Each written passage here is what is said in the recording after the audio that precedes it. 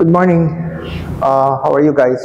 It's Tuesday, almost lunchtime. The guys left already. They all went to Kawayan, Isabela, because by 2 o'clock this afternoon, no, I'm sorry, that is Santiago pala.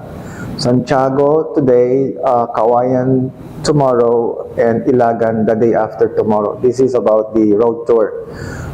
Which we started a week ago from Nueva Vizcaya. But anyway, the purpose of this session is I'm going to present one product, the flagship product of rejuvenate, which is the Miracell Plus. I'll be spending some time with you. I'll be explaining to you the benefits of the product, what the ingredients are, and I'm also hoping to explain the benefits of each ingredient and what it does to our overall health. Personally, I've been taking Miracell Plus for the past 3 months already, and I'm very happy with the result. Malakas ako. At my age, 60 na ako ngayon, I feel the energy. Hindi ako naubusan ng energy. That's my personal testimony.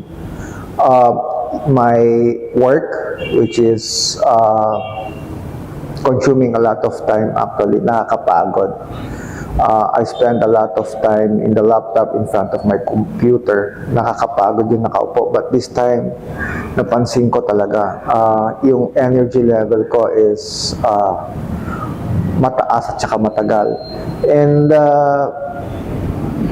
most important sa edad ko to at 60, alam mo naman, pagka pumasok ka na sa 60, medyo kabado ka na about, your cardiac health, di ba? So, aside from my daily exercise, which I do in the morning, naglalakad ako for 20 to 30 minutes every day, I careful ako sa kinakain ko, no? I prefer eating fish at saka vegetables, pero ganun pa man, we all know that our vegetables na kinakain ngayon, puro sprayed yan, so nakakatakot pa rin. Dito naman sa Tugigaraw, I would say the air is cleaner than Baguio City, pero ang dami pa rin sasakyan, so we're still exposed to the radicals in our air that we breathe sa tubig na iniinom natin. Ganun din, kahit mineral tayo, we're not even assured of the cleanliness of the water. And then, considering all the environment, yung stress, lahat-lahat na, we are all exposed to radicals. So, we cannot have a full guarantee na, we're not taking all these toxins sa katawan natin every day. Ngayon, I'm not saying Miracell Plus is the only solution. Ang opinion ko, ang personal opinion ko is nakakatulong siya. Okay, you can take your vitamins, go ahead. You can have a healthy lifestyle, go ahead. But again, at our age, pag medyo nagkakaedad ka na, yung replacement, yung regeneration, yung treatment of your bad cells is lower. Kasi pag bata tayo, mas mabilis yung metabolism natin, and mas mabilis yung pag-replace, regenerate ng bad cells. So, this is good for people who are aging, pero,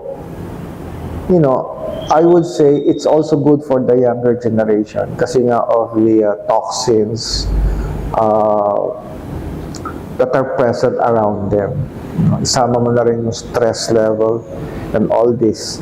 So, alam mo, mahirap magkasakit. Just the other day, we visited our mother-in-law, and for 2 to 3 days, ang laki-laki na ng bill. Then, even the niece of Edna has been hospitalized for the past almost a week na. So, nakakatakot magkasakit. So, that's my fear also. So, I try my best to be as healthy. I love my work right now. Hindi na kasing stressful compared to many years ago nung nasa corporate ako. Kahit nung nagtuturo ako sa university, stressful pa rin yan. So, I love this work that I'm doing right now. we have three things here. We have, I would say, good health, which we're trying to sustain. We have time wherein we can do whatever we want during the day.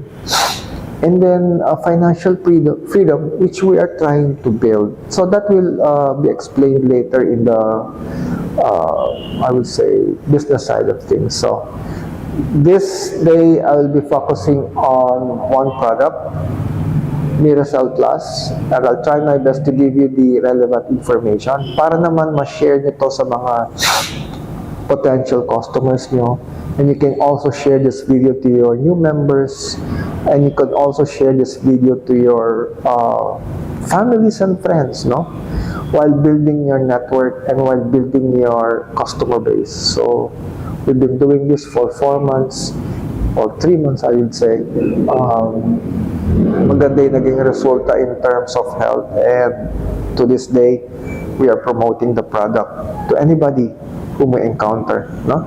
So again, good day, and I hope you like the video. Thank you.